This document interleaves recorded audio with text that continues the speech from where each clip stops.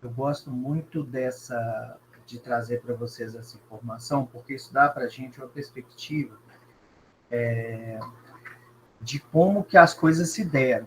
Né? Assim, por que hoje a gente chegou nessa lógica de atenção domiciliar, e nós vamos ver que é uma construção muito intensa, tanto em termos de políticas públicas, quanto em termos da própria relação com o sistema e da necessidade, muito mais do que apenas o desejo, mas a necessidade de nós termos a opção do cuidado em casa. Tá? Então, se a gente for pensar bem, né, gente, vocês já viram isso lá, nós não vamos aprofundar aqui nessas questões, mas lá na época do Brasil Império, né, não existia saúde pública, né? Não tinha poder público na saúde pública e o cuidado em saúde ou era particular dos nobres e dos ricos acessando seus médicos, né? Ou era um cuidado baseado na misericórdia e muito vinculado à religião, né? Então, assim, eram as santas casas da misericórdia que faziam o cuidado dos, entre aspas, indigentes, né? E aí, em 1889, a gente funda um sistema de saúde que é chamado de bismarckiano, que é aquele sistema de saúde que vocês também já viram em políticas públicas aí nas aulas do pessoal lá da saúde coletiva, que tem uma necessidade de você estar empregado para você ter acesso a um centro de aposentadoria e pensão, enfim, a um sistema de saúde mesmo, ou a um serviço de saúde. Né? Então, assim, quem tem trabalho tem acesso. E aí as primeiras experiências que vieram em relação ao cuidado domiciliar foram lá na década de 20 com Oswaldo Cruz e com as enfermeiras visitadoras. Então já é uma experiência que vem baseada naquela lógica de uma saúde pública prescritiva, impositiva, né? Que vocês também já devem ter visto, né, algum material nesse sentido, mas de uma política pública de higienista, né? De um sanitarismo mais campanhista mesmo, de ir nas casas das pessoas e ver se as pessoas estavam vacinadas. Depois isso pega um pouco junto da hanseníase, né? A então lepra, né? Que na hanseníase eram realizadas visitas para verificar se as pessoas tinham ou não traços da doença, e tendo traços elas iam ser isoladas, né? Mas muito assim voltado para ações de saúde pública de busca ativa, né? Primeiro, o serviço próprio de atenção domiciliar, ele acontece em 1949, que é o Serviço de Assistência Médica Domiciliar de Urgência, e o primeiro serviço público foi o Serviço de Atenção Domiciliar do Hospital de Servidores Públicos do Estado de São Paulo. Então, os servidores públicos do Estado de São Paulo tinham um serviço de atenção domiciliar já em 1967, mas muito numa lógica de experiências, né? Experiências pontuais. E percebam que nós estamos falando de uma época em que a maioria dos cuidados em saúde provavelmente eram realizados em casa. Se a gente for pensar bem, esses momentos aí da saúde pública eram momentos em que você não tinha uma tradição de ter ambulatório, de ter consultório, de ter algum centro para atender. As pessoas, os médicos iam nas casas atender as pessoas que tinham dinheiro, né? E aí você tinha ambulatório quando você tinha um ou outro serviço próprio que aí fazia esse tipo de atendimento.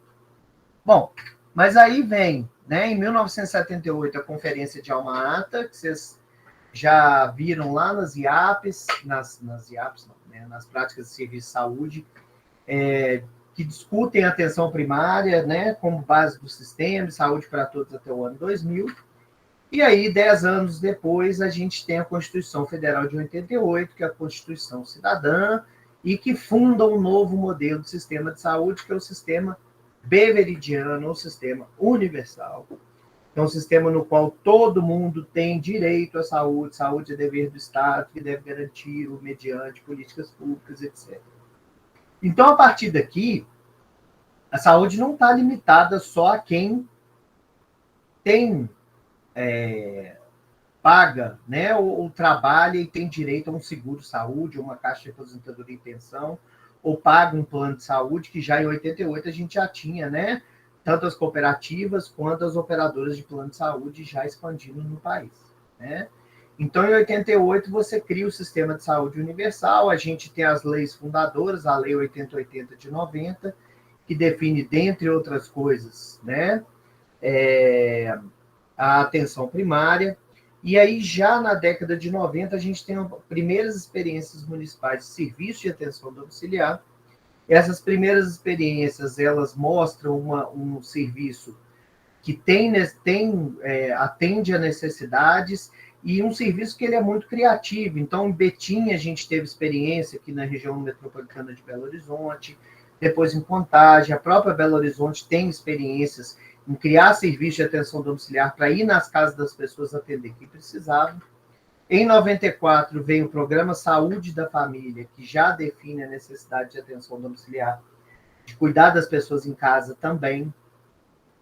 E em 97, o Programa de Agentes Comunitários de Saúde, mas que, na verdade, desde a década de 90 também era uma experiência.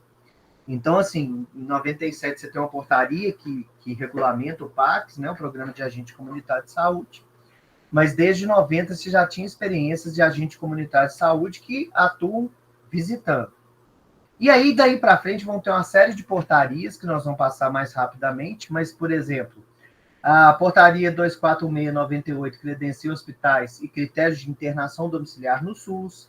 Depois vem a outra portaria 1531/2001, que regulamenta a ventilação mecânica não invasiva domiciliar, especificamente para as distrofias musculares progressivas. Depois, em 2002, a Lei 10.424, que pela primeira vez fala em regulamentação da atenção domiciliar no SUS. Depois, outra portaria, também em 2002, define a atenção domiciliar como uma modalidade reconhecida pelo SUS na atenção ao idoso. Em 2006, vem a Política Nacional de Atenção Básica, que reforça as equipes de atenção primária como responsáveis pelo cuidado em domicílio, e, ao mesmo tempo, a gente tem duas portarias que são muito importantes, que é a 2529/2006 e a Resolução Diretiva Colegiada número 11 da Anvisa. Por que essas portarias são importantes? Porque a portaria 2529, ela redefine a atenção domiciliar no âmbito do SUS, e ao redefinir a atenção domiciliar no âmbito do SUS, ela traz para a gente alguns elementos que vão fazer parte das definições mais recentes de cuidados domiciliares. E a RDC número 11 da Anvisa é a portaria que até hoje, 16 anos depois, né, e mais alguns mesinhos, né, 16 anos mais alguns mesinhos depois, ela continua regulamentando todo o serviço de atenção domiciliar no privado, né, no serviço privado.